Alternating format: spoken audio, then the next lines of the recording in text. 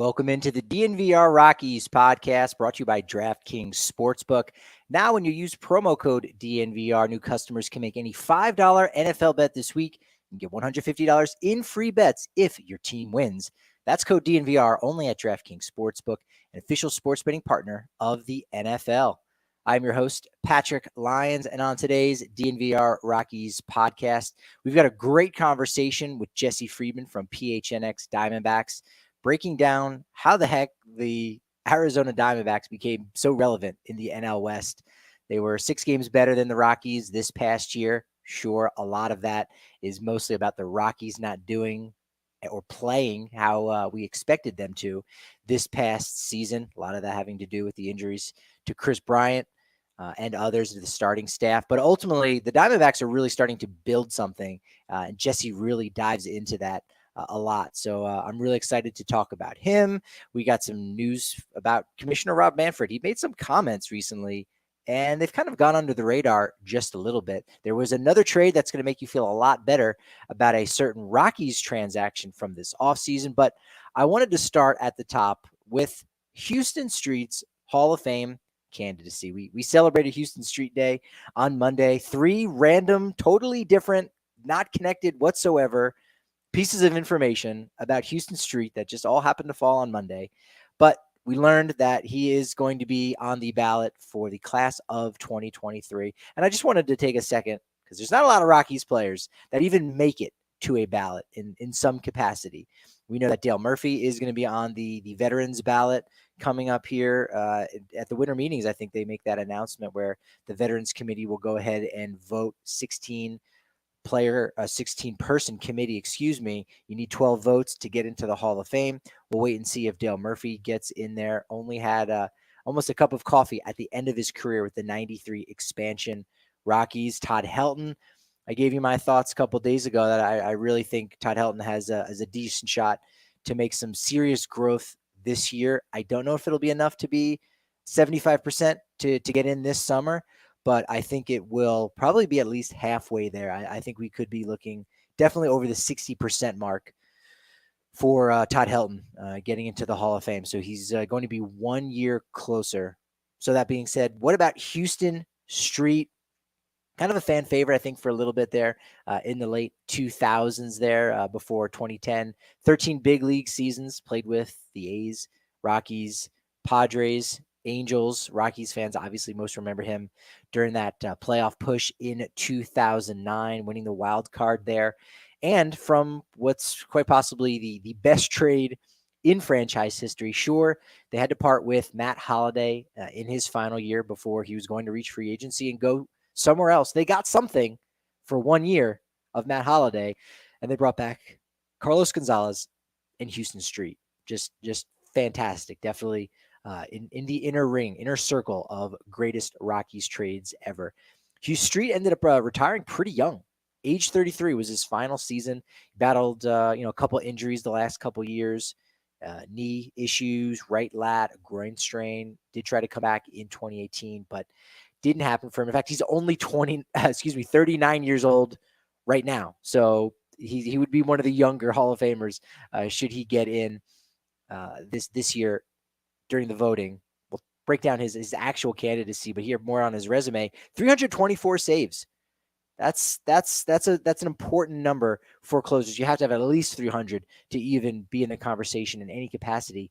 Also, a sub-3 ERA, 2.95 ERA, 141 ERA plus. Important statistic there, especially when you consider, his 3 years in Colorado. 2 All-Star appearances. Was the 2005 American League Rookie of the Year award winner with Oakland. He was the 3rd straight, actually, in Oakland to win the Rookie of the Year award there. Got MVP votes in 2 different seasons, 2005 and 2009. We talked about that one on Monday, him getting the nod there in 2009 for his work there, even after losing the closer's role just a little bit before coming back and securing some things. Some of the lower level awards, he was a 2-time Player of the Week, once with the Rockies in June of 2009. He made just under $70 million in his career. I'm always fascinated by those kind of things. And going one step further, it's probably not a surprise that of that $68.8 million he earned in his career, A little more than 4 million came from Oakland. You go, okay, they're a bit frugal.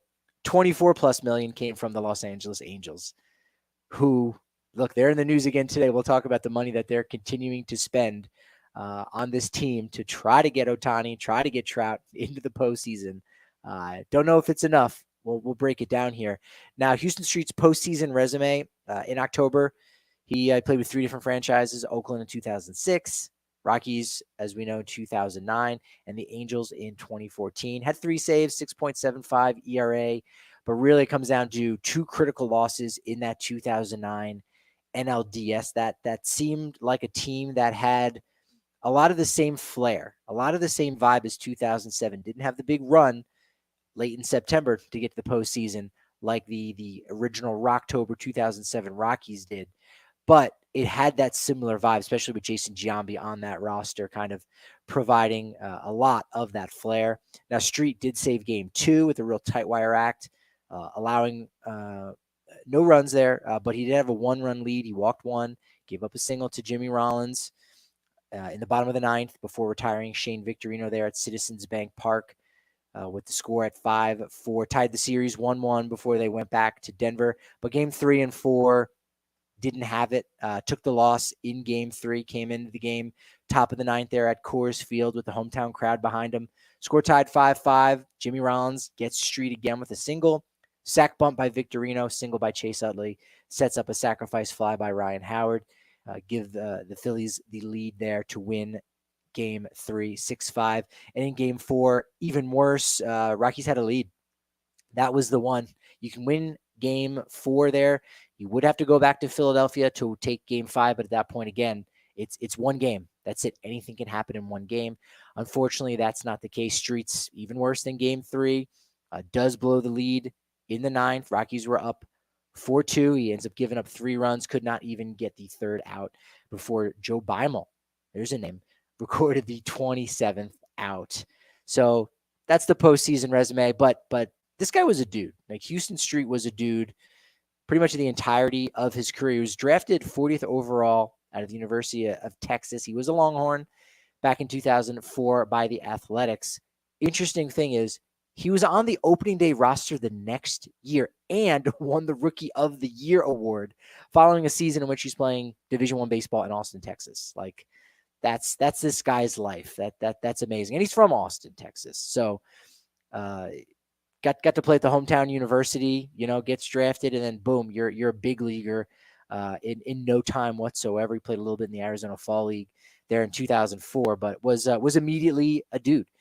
Again, 324 saves. When he hit that mark, he was the 27th player to ever reach it. There's now, I believe, 31 guys with 300-plus saves, but was one of the first pitchers, you might remember, who pitched entirely from the stretch, right? You never saw the wind-up breakout, even with nobody on base. He was always going from the stretch. One of the first players I can remember having that approach was a full-time reliever even in college. That's it. Wasn't one of those starters converted to relieving when he reached the pro. Dude was always a reliever. So that's one of the cool things about his career. Similar players. There's a cool feature on Baseball Reference. If you go and you want to kind of compare players and say, well, how good really is this guy compared to his peers? Or maybe it's better if it's contextualized by comparing the player to someone from the past to get an idea maybe what the future could hold for this player or where they're at right now. So for Huston Street, the top 5 players that their career or his statistics, his numbers are most similar to are all dudes. They're all almost all of them are 300 save players. Number 1, Rob Nen, 314 saves. John Wetland, Mark Melancon, not at 300 yet. I don't know that he's going to get the 38 saves in his career to get there. He's got 1 more year left on his deal with Arizona. I could see Mark Melancon finishing up his career in Colorado. I mean, he's from Golden, so that's in his blood. I'm sure he may like to finish his career here. That could be enough to get him over the 300 save mark. Tom Henke, 311 saves. Jonathan Papelbon, 368. In that group of 5, Nen, Wetland, and Papelbon all have World Series rings. Huston Street does not. Obviously, that will hurt him and his candidacy. If you look at him most similar by ages, the names, again, no Hall of Famers. Don't necessarily jump out at you. Neftali Feliz, Chad Cordero, Bobby Thigpen, Rod Beck, John Wetland, Rob Nen, and actually for his age 33 season, it was Trevor Hoffman. And again, you go and look at someone like Todd Helton and his career and the similar players. There's some Hall of Famers that are on that list, and that speaks to a player's candidacy. So bottom line, here's why Huston Street is a Hall of Famer. Now, he's on the ballot, first and foremost, because he did serve the minimum 10 years of service time in the major leagues. He's one of only 31 closers to reach 300 saves. And according to Jaws, he ranks somewhat favorably. I probably haven't talked about Jaws in a while, but that's a system created by Jay Jaffe, who looks a little bit at win shares, and he's got a formula. Like we've got WAR for wins above replacement. He's got a formula for calculating whether or not a player may be a Hall of Famer. Rather, not if he's a Hall of Famer, he calculates where that player ranks amongst all of the other players at that position. So you can go and look, and again, going back to Todd Helton, you look at where he's at, you're going to see him surrounded by Hall of Famers because he's in that top 15. He's up there with the greatest first baseman of all time. And so this system for Jaws definitely allows you to get a better idea of where a guy is based on everyone else in the history of baseball at their particular position. But bottom line, the reason why Huston Street really not a Hall of Famer, first and foremost, it's hard to even get a closer into the Hall of Fame. There's only 8. There's only 8 closers in the Hall of Fame right now. Closer is almost a new position, quote unquote, if you will. You know, it's really more of a role, like a utility player, but it's very much a newer role for relief pitchers here late in the game.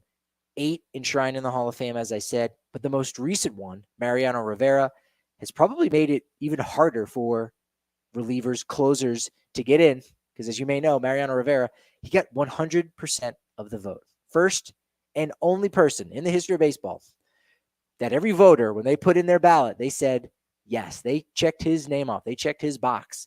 Not Babe Ruth, Tony Gwynn, nope, did not get 100%. Nolan Ryan, nope. Joe DiMaggio, he didn't get in until his 4th year. Seriously, that's a conversation maybe for another day. But Mariano, according to Jaws, is number 1 all time. And yet here we're sitting here with Billy Wagner with his 8th year on the ballot. He is 6th in Jaws. He's not in the Hall of Fame. That's just how hard it is to make it as a closer. Wagner trending upward. He's at 51%. He's another guy that's going to take big leaps, just like Todd Helton and just like Scott Rowland. I think we'll see Scott Rowland getting in to the Hall of Fame. The lowest Hall of Famer on that list is number 23, Bruce Sutter, enshrined in Cooperstown. No relation to Brent Sutter, different spelling. Bruce Sutter has 2 T's. Brent Sutter has 1 T. But Huston Street, 40th best closer of all time, according to Jaws. Still really good. To give you an idea of where he's at, Armando Benitez, you may remember him a little bit with the Mets, the Orioles. He's 39. Mark Melanson is 42. So great career by Huston Street. The Hall of Very Good. Probably not going to make it into the Hall of Fame. Probably not even going to get 5% to stay on the ballot. You need to get at least 5%, somewhere around 18 to 22 votes, depending on how many ballots are submitted. You got to get 5% to stay on the ballot to get another shot next year, stay into the conversation. Joe Nathan, he got 17 votes last year, didn't even get 5%, and Joe Nathan is in the top 10, according to Jaws, amongst closers all time. So that's just how hard it can be. Jonathan Papelbon only got 5 votes last year. So I think Huston Street might get a vote, right? He might get a vote. But regardless, a great career for Huston Street. And it's just cool to see him on the ballot. We got a couple more years before we see a few other Rockies on the ballots. Carlos Gonzalez is going to have his day. He's a player he might be able to get 5% one year. It's hard to get 5%. It's hard to make a ballot. So kudos to Huston Street, because just that in and of itself is a major accomplishment, and a lot of credit to how good of a career he had for 13 years in big league baseball. And look, we're having a great time on the corner of Colfax, New York at the DNVR bar because we've got the fever, soccer season, the World Coupe, or the Global Chalice, as Susie likes to call it. It's going down 6 a.m. every day, except Turkey Day, of course. We got to let people rest, be with their families. And then we're back at it again at 6 a.m. on Friday, noon on Friday. It's going down USA versus England. That's why you probably need to be there at 6 o'clock. Get your breakfast early. The new breakfast and brunch menu is in fuego. You might even want to have the Bones Highland Burger twice. You have it for breakfast, great. Get some of that sushi grade salmon in you. And then just before the game starts, maybe at 11, 11:30, double down, get another Bones Highland Burger. They're not going to stop you. If you're also a diehard, right? If you're at the diehard level, when you go over to dnvrlocker.com, you're going to get 20% off that. Maybe more importantly, if you're watching the game there at the DNVR bar, you're going to get 15% off of your tab. You get price breaks on the tailgates. We've got one coming up for the Avs, a party bus. Going to the Avs. There are going to be 8 people, I believe, on this party bus. This isn't like a 5,000 or 200 person bus. No, there's only so many spots, 30 something spots. So get those tickets now. But about 8 people are going to be able to sit down on the bench at Ball Arena and watch the Avs as they warm up. It's a one-of-a-kind experience, again, that you can only get at dnvrlocker.com and only when you are a diehard at the dnvr.com. Broncos Country, I know we're not riding high right now, but the Broncos Country Pale Ale still is. It's got that colorful Colorado legacy with the Orange Crush logo and 100% Colorado ingredients. It'll make you feel warm this holiday season, harkening back to the days of John Elway, Terrell Davis, Ed McCaffrey, whatever it is to help get you through this football season. You know that Breck Brew and Broncos Country Pale Ale is going to help with that transition. Check out the beer locator at www.breckbrew.com to find a Broncos Country Pale Ale near you. And DraftKings Sportsbook, hey, again, sticking with the NFL, you know they call me SGP Lyons because I love my same game parlays, especially when it comes to the official sports betting partner of the NFL, DraftKings Sportsbook. It's my go-to all season long. And right now, actually, new customers, all you got to do is bet a $5 bet on any NFL team. Is it the one that's playing the Broncos? You're probably going to have a good chance, perhaps, to win that one. But regardless, if your team wins, you're going to get $150 in free bets if they do. They've also got a 100% boost when you tap into those stepped up same game parlays on DraftKings Sportsbook. It's amazing. The more legs you add, the bigger the boost, the bigger shot you have to win big, just like I'm sure we all did. Saudi Arabia over Argentina. Are you kidding me? Are you kidding me? What a game that was. Big victory for them over Lionel Messi and Argentina. But if you can't see those things off in advance, that's where the parlays are going to help you out. Stack them up, and then maybe you get that plus 2,200 or plus 2,500 like you would have when Argentina lost. So download the DraftKings Sportsbook app now. Use promo code DNVR. Place a $5 bet on the NFL this week, and if your team wins, you get $150 in free bets. Only at DraftKings Sportsbook and only with code DNVR. Minimum age and eligibility restrictions apply. See show notes for details. Joining me today from PHNX Diamondbacks, our sister city, our sister organization, my cousin, Jesse Friedman. How you doing today, Jesse? Patrick, I'm great. How are you? Yeah, doing really well. As we get close to the winter meetings, we'll be out there causing all kinds of shenanigans.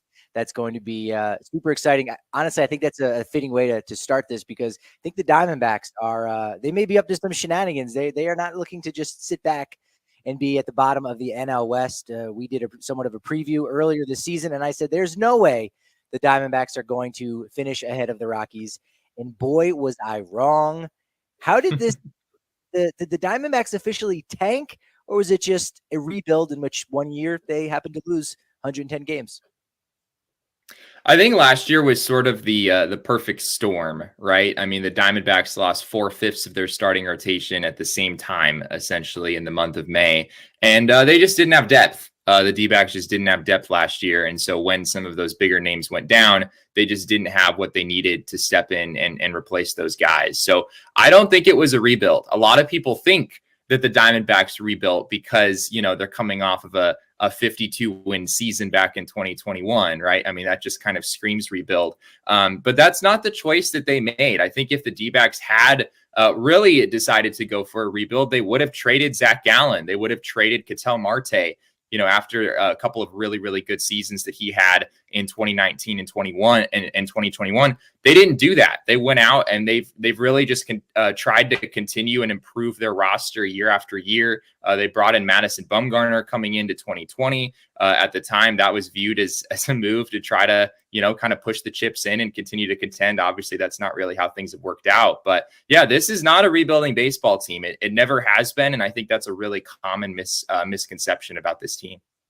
Yeah, I think when you talk about, maybe trading away some players, if you're doing a full tank, which obviously is not the case, a lot of fans would remember, well, they did trade away Paul Goldschmidt. That was after 2018, yet they were still 8 games over 500 in 2019, 4 games back of the second wild card. In fact, they were owners of what would now be the third wild card. So they were still good even after they traded Goldschmidt. Same thing, somewhat true for Greinke and Eduardo Escobar. Those guys kind of not the same potent bats that Paul Goldschmidt is. So they, I think after that, as you said, the 2019 MLB draft was a very unique one for the Arizona Diamondbacks that really had nothing to do with losing. It was somewhat circumstantial that allowed them to have, was it 7 picks in the top 75 of the 2019 MLB draft. And I think for the most part, those guys that they've taken have done really well.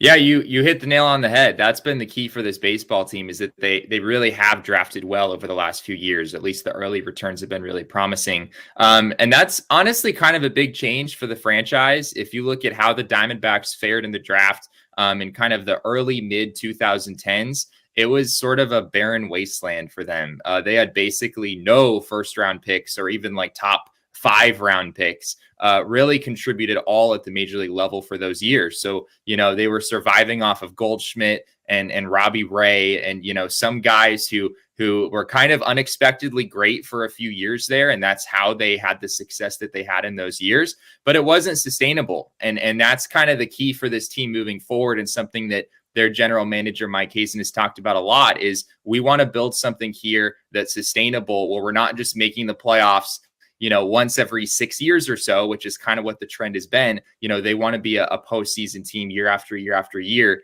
And yeah, to your point, these last few drafts have worked out really well for them. And I think there's some optimism moving forward that maybe this is a team, that could contend several years in a row rather than it having be so sporadic like it's been in the past. So there's a crop of young outfielders, so many so that the least heralded one of the group ended up getting some Rookie of the Year award votes. That of course, being Jake McCarthy. Is this offseason, are the Diamondbacks looking to make any big splashes, medium splashes? And if so, where at? Because it does seem like they have some good solutions or some good answers, at least for the future, at just about every spot. They have way too many left-handed hitting outfielders, to be frank. Mike Hazen himself has joked about this, like the fact that he has this uncanny ability to get great left-handed hitting outfielders and like not much else at times. But yeah, I mean, this is a team that really does have a few areas that need improvement. The bullpen, I think, is obviously the biggest one. The Diamondbacks have been near the bottom of bullpen rankings for years now, frankly. It seems like it's been year after year, the Diamondbacks signing an aging veteran who doesn't really pan out. Usually by the middle of the year, they've lost their closing job and they've moved on to someone else. It's been an absolute disaster for them near the back end of the bullpen. I think they're also interested in getting a little bit more right-handed along the lines of the depth of all the left-handed hitting outfielders that they have. They have some left-handed hitting infielders as well. I think that's something else they would like to do. Whether it happens via a big trade of, a Daulton Varsho or a Jake McCarthy or one of those bigger names, it's hard to say. But it does seem like the Diamondbacks are listening and they're aware that there aren't really a lot of great options on, like, in free agency. I mean, it's sort of like you either get Brandon Nimmo to be your center fielder, or you're going to have a hard time finding an everyday center fielder right now in free agency. So I do think they have a lot of leverage in this position. Yeah, you talking about those veteran relievers coming in, not getting the job done, definitely gives a lot of Rockies fans some horrible flashbacks with that. Do you think the Diamondbacks will actually make a trade involving one of these outfielders in Colorado? Similar situation where there's a lot of second base, third base, first base options, and only 3 of those positions to go around. Ezequiel Tovar, the only definitive position player at one spot there at shortstop. So you've got, probably 4 outfielders right now. Do you just maybe sit on these guys and wait to see what 2023 has in store for them before you make that decision? Or do you might as well just do something now and maybe expedite the clock? Do you feel confident enough that you can pick the best 3 of that group? Will they actually do that this offseason? I think it's something that they're open to doing, but it's certainly not something they feel they have to do. And on paper, you could make the case that it should be something that they have to do in some ways. I mean, they have 4 very highly regarded left-handed hitting outfielders, and frankly, it just doesn't make much sense for most teams to have that many left-handed hitting outfielders. But given the fact that, the DH has come to the National League, that gives them a lot more flexibility. They were kind of in a position down the stretch toward the end of last year of kind of cycling these guys in and out and finding playing time for them. I don't think that's an ideal outcome, but anyone who knows, baseball and has been watching this sport for a long time knows that these problems kind of have a way of sorting themselves out. Like, if you come in to a season with too much depth in a particular area, chances are someone's going to get hurt, or, especially with younger players, maybe some of them don't come out quite as strong as you might hope. And then at that point, maybe you're kicking yourself for trading one of those guys to another team. So I don't think it's something they have to do, but it's definitely something that they're open to. And they have a unique opportunity to capitalize, just given how scarce, those kinds of players are in the market right now. Flipping over to the pitching side, I think there's 2 names that come to mind when you talk about the resurgence of the Diamondbacks and being in the hunt here in the next couple of seasons, if you will. Those 2 guys being Zac Gallen, of course, who was someone that was acquired via trade. I think a lot of people would probably go back and say Zac Gallen was traded for Jazz Chisholm. Like, how did this happen? How did something like this go down? Like a sort of a challenge trade. And again, you've got the 3 left-handed hitting outfielders for the Diamondbacks. So they've got a lot of potent hitters in the minors. Hey, you might as well use that to your strength and improve your depth in pitching. And knowing that they got a good young guy like Zac Gallen was huge for that. And then on the coaching side, Brent Strom coming over from the Houston Astros, a guy who looked like he was all set to retire. He joins Arizona, and you start to see some of that progress from a lot of those other starting pitchers in the 2022 season. Yeah, so first, regarding Gallen, I have to also add that not only was he traded from the Marlins to the D-backs, he was actually traded from the Cardinals to the Marlins in I guess I should say infamous trade that sent Marcell Ozuna to St. Louis and sent both Sandy Alcantara and Zac Gallen to the Marlins in the same deal, which will never not blow my mind. Both of those guys, Gallen and Alcantara, finished top 5 in Cy Young voting this last year. So yeah, maybe some pain there on the part of the St. Louis Cardinals. But yeah, Brent Strom has been fantastic for this Diamondbacks team. He and Zac Gallen seem to have a great relationship, and we've been talking over and over again about the first time that those 2 met in person, where apparently Brent Strom came with like an enormously thick file on Zac Gallen of different ideas and different things he could play around with and whatnot. They're both thinkers, they're both just very cerebral. Zac Gallen in particular is a hardcore tinkerer on the mound, almost to a fault at times, where I think he can maybe overthink things at times. Brent Strom has talked about a need to maybe simplify his pitch mix at times, or just kind of simplify his approach on the mound at times. But yeah, I mean, Gallen was outstanding this year, 12-4 with a 2.54 ERA. It was really the kind of season that D-backs fans have been hoping for, seeing him put things together over the course of an entire season. And he's the anchor of the pitching staff, and he's going to be a big part of this thing moving forward. Rockies fans were very sorry to see his consecutive scoreless inning streak end at Coors Field. That was a sad day when that happened. Yeah, he's an interesting guy, and it's nice when you can have voices from outside the organization come in, like you said, with a gigantic manila folder of notes of like, hey, you guys are doing some things really well, but a couple of things that it could be done a little bit better. I sort of feel like Madison Bumgarner brings that vibe. You know, the Diamondbacks are kind of that perfect example of you're not ready to contend yet, but you're going to be in a short while, and so you're going to pay someone early for maybe what they're going to provide at the back end of the deal, or to really be somewhat of a Sherpa and provide a lot of veteran leadership for the young guys in the pitching staff. Has Bumgarner been that kind of a leader, either by example or is he more of a quiet leader in the clubhouse with these other younger pitchers? I think Bumgarner does have a positive relationship with a lot of guys.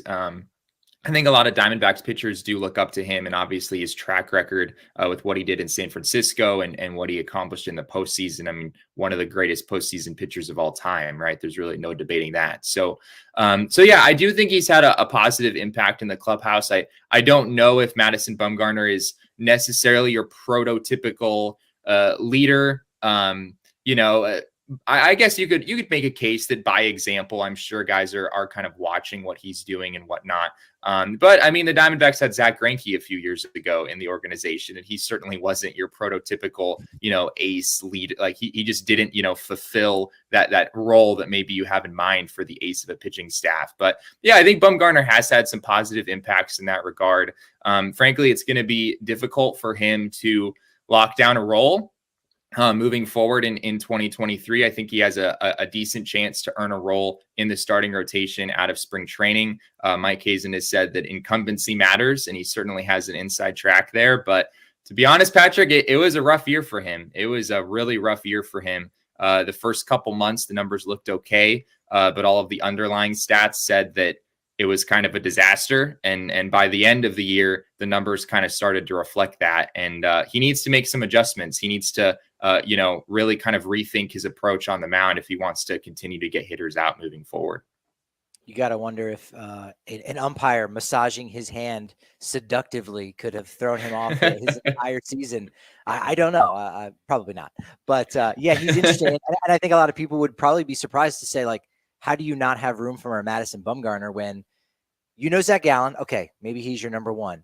You're probably a little bit familiar with Merrill Kelly as your number two. Who are these other three guys that could possibly usurp someone like a Madison Bumgarner and take his spot? And maybe you can talk a little bit about Trey Jamison, Ryan Nelson, and then the guy coming up, Mr. Spelling Bee himself, Brendan Pfaadt. Yeah. I mean, those are the biggest names that I would point to.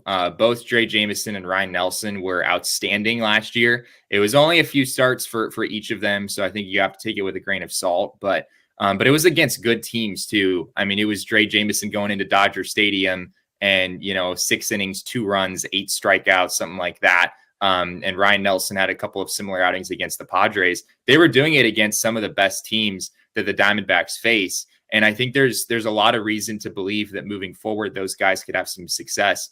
I think both of them do have a decent amount of reliever risk. They both have, sort of high effort deliveries, the kind of pitching motion that you watch and it kind of screams that this guy's going to be a reliever. But the D-backs aren't there yet. I think there's still some hope that they can figure things out in the rotation long term. And Brandon Pfaadt coming up from AAA, he had frankly historic numbers in Reno last year. Obviously, that's a very hitter friendly environment, and he just had a ridiculously low ERA there, given the place that he was pitching. And there's some more young pitchers on the way, and I think there's just a belief that once these guys get to the big leagues and kind of figure things out, it's going to be hard for Madison Bumgarner to really have a role there anymore. I'm petitioning Pfaadt to be pronounced Fat. I don't know if I'll win that one, but I would like to try. I finally hear, will ownership start to spend to support this club, or is that always going to be an issue playing in the indoor mall that is Chase Field? It is an indoor mall. I can confirm that as someone who spends a inordinate amount of time there. But yeah, I think in terms of the ownership commitment, it sounds like the D-backs will have some room to move this offseason. Just given the arbitration raises and whatnot that are expected, it will cost about the same amount in 2023 to field the exact same team. So like without any additions or, any acquisitions outside of the organization. So if they want to add this offseason, if they want to add anything, they're going to have to increase payroll. And I think they're prepared to do that. The question is just, what is that number? Is it 5 million? Is it 10 million? I think I could see it maybe getting all the way up to 20 million on top of what they spent this last year. That's probably the upper end, I would say. I don't expect the D-backs to go too crazy on that front yet. But yeah, as much as ownership in Arizona doesn't necessarily always have the best reputation, at least among fans who don't believe the team really spends, we have seen Ken Kendrick and the ownership group step in once the Diamondbacks are in a position to contend. They've gotten up to 140 million in the past. I don't really see that happening this next year, but I think it's possible that the D-backs do push things up on that front, and we'll have to see exactly what that looks like this offseason. Yeah, it'll make a lot more sense when they are contending. There's more people going out to the game, so there's obviously that correlation between money spent and tickets sold. Final question, Jesse: who do we see in the postseason first? The Diamondbacks or the Rockies? Who's the next one to play at least one best of 3 game wild card series in the National League? Arizona or Colorado? I don't want to say this is an easy question to answer, but it's kind of an easy question to answer. I think the Arizona Diamondbacks are, just in terms of where their farm system is at and in terms of the talent they already have on the big league roster. I think 2023 is far-fetched. I'm not expecting them to make the postseason next year, but I also wouldn't say it's totally impossible. I think it's more realistic than even I realized a couple of months ago. We were doing a show yesterday looking at some steamer projections for the Diamondbacks going into 2023. If you do steamer projections on the current roster, the way that it worked out is the Diamondbacks were projected to win 84 games, and that's before any additions. That's before adding to a bullpen that was, among the worst in baseball this last year. If you're already at 84 and you're able to add a few pieces this offseason to that, you're kind of in the mix, right? I mean, you're at least sort of at the level that you might need to be. The Phillies were in the World Series this last year as an 87-win team. So I think that number's still bullish. Numbers are just numbers at this point. There's a lot of work to be done. But yeah, I mean, the Rockies, I don't think are going to be an above 500 team next year, much less, as close to the playoffs as maybe the Diamondbacks might wind up. So hopefully I'm not insulting your audience too much when I say these things, but that's the hard truth that I'm delivering today. I don't know what the audience is like in Phoenix. We have a very smart audience. They are not fooled easily by the signing of a $182 million left fielder. They are well aware that it could be a couple more seasons.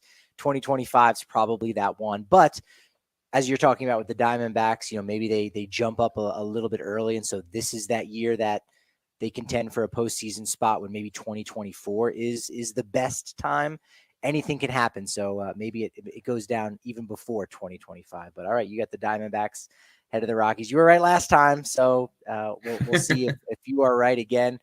On Twitter, you're at Jesse and Friedman, and a lot of free content now. All City Media, we're doing things a little differently. So if you want to keep tabs on the Phoenix, or rather the Arizona Diamondbacks, there's a daily podcast for that with Derek Montillo, as well as a lot of great written content coming from our buddy Jesse here. Thanks, Patrick. This was fun. Thank you so much, Jesse. Game Time Tickets is where you're going to get seats on the 50-yard line, right up against the glass. Maybe you were talking right up against this stage. No matter what it is, that's the spot to go. Look, I've gotten seats to Red Rocks concerts for $15. You can save up to 60% when you wait closer to the first pitch on Game Time. That's one of the really cool benefits of this app that I've been using for about a decade. 15 million people all across the world have already downloaded the Game Time app and have scored the best seats to all their favorite events. Hit the link in our description to save, because it does benefit us in a real nice way. It's Game Time Tickets and the Game Time app. Pins and Aces, man, Colorado family-owned golf and apparel business. Love supporting local. That money ends up staying here. More of it does than with another kind of corporation like that. You don't have to worry about that. Pins and Aces, they are the official golf apparel partner of DNVR. We love our gear. I think they've got a Black Friday drop where they've got purple and white and purple and black cap. So the Broncos colors that they've used, the Broncos colorway, have looked fantastic on people's heads. They got a Rockies variant now. The Rockies colorway is looking fantastic. Keep your eye out for that. Check out pinsandaces.com and use promo code DNVR to receive 15% off your first order and get free shipping. That's pinsandaces.com. Athletic Greens, we've been talking about it. That's how I start my day. I had a rough night last night. I was working hard on a couple things. Woke up this morning not feeling my best. Couldn't wait for that cup of coffee. But I took my one scoop of Athletic Greens into a nice cold cup of water, and that helped rejuvenate me and allowed me to forego that first cup for quite some time. It's fantastic because all it is one scoop, and you get 75 high-quality vitamins, whole food source superfoods, probiotics, minerals, adaptogens, you name it. It's a micro-habit with major benefits. To make it easy, Athletic Greens is giving you a free 1-year supply of immune-supporting vitamin D and 5 free travel packs with your first purchase. All you got to do is head over to athleticgreens.com/Rockies. Yeah, it's the full word right there. athleticgreens.com/Rockies to take ownership over your health and pick up the ultimate daily nutritional insurance. Our guy Jesse clearly not in on the hype train for Zach Veen, as super producer Kale pointing out. He's not buying it. But we are here. 15% is where we're sitting at for Zach Veen. We haven't moved. The line has not budged one bit on the Veenometer. It's been 15% for a little over a week now. So we'll have to wait and see if there's any news coming out of Rockies camp or on Zach Veen, if we need to bump that up. 15% chance he is going to be on that opening day roster, and 100% chance that if he does, he will immediately make an impact and should be in the running for the National League Rookie of the Year award in 2023. News has come out of Los Angeles. Angels now acquire outfielder Hunter Renfroe from the Milwaukee Brewers. They gave up 3 relievers in this deal. Not any of major consequence. Renfroe is set to make about $11 million in his final year of arbitration, and you begin to feel a little bit better about this Brent Suter situation. We had talked about it with Susie earlier in the week. Why was he waived by the Brewers? He's only making $3 million. That doesn't seem to be very much for a left-handed reliever. They must have cheaper league minimum options there out of the bullpen coming from the left-hand side, and they're just shitting payroll, right? First, it was Suter at $3 million. The Brewers end up saving. Now Renfroe's $11 million on the roster. Next, it sounds like Colton Wong, second baseman extraordinaire, is going to be next with his $10 million deal. So Brewers really just trying to save some money here right now. And if you get a chance to see this somewhere, it's out there in the world, or just do a Google search. When you search Hunter Renfroe, the baseball player, not the football player with the exact same name, he looks exactly like Mike Trout. They look like twins. That's going to create for some very, very interesting moments in the dugout in Los Angeles. It was interesting last year. You had Taylor Ward and Tyler Wade. You also had Noah Syndergaard, and I can't even remember the other guy's name, but he looked exactly like Noah Syndergaard. So they've got some weird Freaky Friday kind of stuff going on, or rather, I should say, parent swap type situations going on there in Anaheim. You also may have heard last week, Gio Urshela was acquired by the Angels from the Twins. He's a third baseman, really. He's played a little bit of shortstop, but I'm not convinced Anthony Rendon and his injuries this past year are past him. You hope they are. And we do see Gio Urshela at shortstop and Rendon more at third base, but we'll kind of wait to see what happened as, Artie Moreno trying to get Ohtani and Trout back to the postseason with everybody's pieces that they don't want. It certainly could work. These are good players. These are quality players, no doubt. We know they signed Tyler Anderson a couple weeks ago there, 3 years, $39 million. They're winning the offseason so far, sure, with these 3 acquisitions, but it really won't be hard to eventually overtake them. MLB has found no collusion between the Yankees and Mets regarding Aaron Judge's free agency. Mets had kind of had some reports come out that, hey, he's kind of a Yankee guy, so, we're not really too interested in that. Sounded a bit fishy, but MLB investigated it, and regardless of what they found, they have determined, hey, no collusion going on there. Now, I did want to briefly talk about some comments that Rob Manfred made recently. He was talking to MLB headquarters following a quarterly meeting. And in discussing the new rules, he said, quote, "I am aware, cognizant may be the best word, that we're doing a lot next year," referring to 2023. And sometimes you need to make sure you see how. It's a lot of big changes next year. And I think they're really important. I think they're going to make the game better, but we need to watch carefully how they unfold. That's an important variable in terms of what's next. Because yes, it almost sounds like, from other comments as well, there could even be more new rules in 2024. I don't know that they're going to be as drastic as the ones that we're seeing in 2023. They really could just be modifications on what we're going to see in 2023 with the pitch clock, with the larger bases, and with the banning of the shift. So I think we might just see alterations to those things that are coming down in 2024, but we haven't even played 2023 to see how that's going to change the play here in MLB. Does that mean maybe we do see the ABS system, right? The automatic ball strike system? Again, that remains to be seen. I think the technology might be a little bit further away than we expect. Also, if you've been tracking any of the Arizona Fall League, they've got a very cool system in place, or they had a very cool rule in place in which teams would basically had the option to say, hey, you know what? Check that one. The umpire called it a strike against me, but I want you to check that one. And then boom, right on the scoreboard, it would show you the pitch coming in, kind of like we see it when we're watching it at home, a little bit more of a 3D type dimension than the Subaru Strike Zone that we get on AT&T Sportsnet, but similar to like StatCast and whatnot. And you could see where that pitch is, and very quickly, hey, you know what? Umpire called it a strike. I think it's a ball.